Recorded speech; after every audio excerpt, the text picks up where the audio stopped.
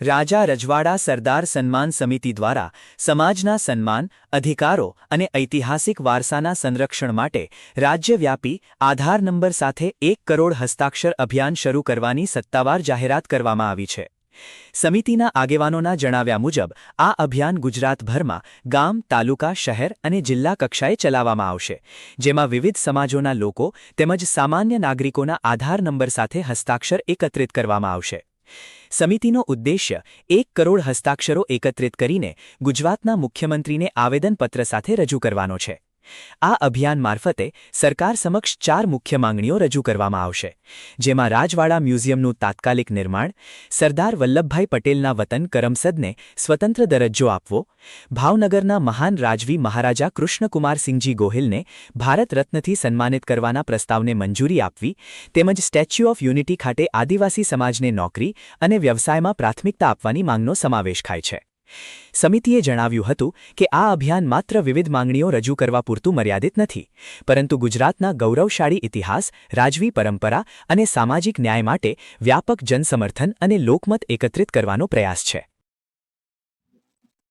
રાજા રજવાડા અને સરદાર આંદોલન સમિતિ જે છે એ સમિતિ બન્યા પછીનું સ્પષ્ટીકરણ એટલું જ છે, સમાજના નામે ધારાસભ્ય બનાય, સમાજના નામે સાંસદ બનાય, સમાજના નામે નેતા બનાય, સમાજના નામે ફોટા પડાવાય, સમાજના નામે વાહવાઈ લેવાય, પણ સમાજના પૂર્વજોએ બનાવેલા ભારતમાં તમે જે આ બધું સુખ, શાંતિ, સમૃદ્ધિ, જલસા ભોગવી રહ્યા છો, એ સમાજના મહાપુરુષોની જોડે જ્યારે અન્યાય થઈ રહ્યો છે તો તમારું જીબડું ક્યાં દબાઈ જાય છે, એ સવાલ આજે યુવાનો પૂછીને બહાર નીકળ્યા છે। આ લડાઈ કોઈ પટેલ સમાજ, કોઈ ક્ષત્રિય સમાજ, કોઈ દલિત સમાજ, કોઈ આદિવાસી સમાજ, કોઈ મુસ્લિમ સમાજ, કોઈ ક્રિશ્ચન સમાજ, કોઈ શીખ સમાજની નથી। આ લડાઈ છે આ ભારતના સાચા વિચારોની। સરદાર અને ક્ષત્રિય, સરકાર અને ક્ષત્રિય, સરકાર અને સરદાર, આ બધાની વચ્ચે બનેલું એક ભારત। અને કેવું ભારત? એક બાજુ કરોડો ખરબોની 562 રજવાડાઓએ પોતાની સંપત્તિ અખંડ ભારત બનાવવા માટે સમર્પિત કરી દીધી હોય, અને એક બાજુ જેણે સમર્પિત કરી એવા સરદાર, આજે બંનેઓનું યુવાનોમાંથી એક વિચાર ગાયબ કરી દેવામાં આવ્યો છે। અમારી માંગણી એમને ભારત રત્ન, એમના માટે એમના વિચારોને યુવાનોમાં લઈ જવું, એ ક્યારે પણ ગરીબ, દબાયેલા, કચડાયેલા વર્ગ પર અત્યાચાર નતા કરતા।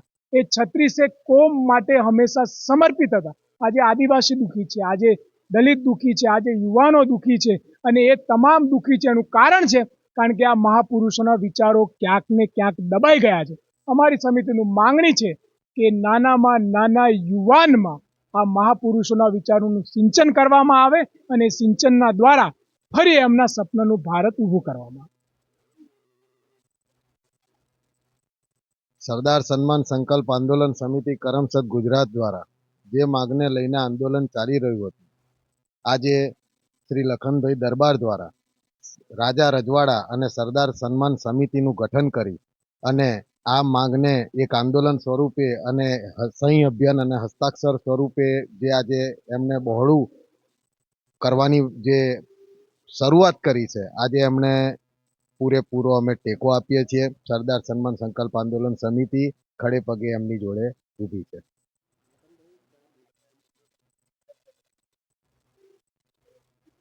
સામાન્ય યુવાનોએ બનાવેલી આ સમિતિ છે, જે સમિતિ દ્વારા સરકાર સમક્ષ 4 માંગો મૂકવામાં આવી છે। રજવાડાને મ્યુઝિયમ બનાવવામાં આવે, એની તારીખ જાહેર થાય, કૃષ્ણકુમારસિંહજી ગોહિલ મહારાજા સાહેબને ભારત રત્ન આપવામાં આવે, આદિવાસીઓને સ્ટેચ્યુ ઓફ યુનિટી ખાતે પ્રાથમિકતા આપવામાં આવે, નોકરી ધંધામાં તેમજ કરમસદ ગામને સ્વતંત્ર દરજ્જો આપવામાં આવે।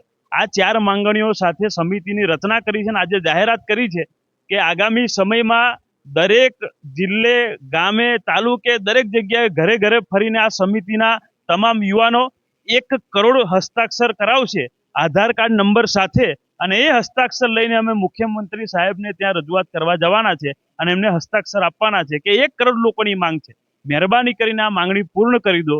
અને તમામ સર્વ સમાજની માંગણી છે, માત્ર એક લોકોની નહીં, એટલા માટે આ સમિતિની રચના કરી છે।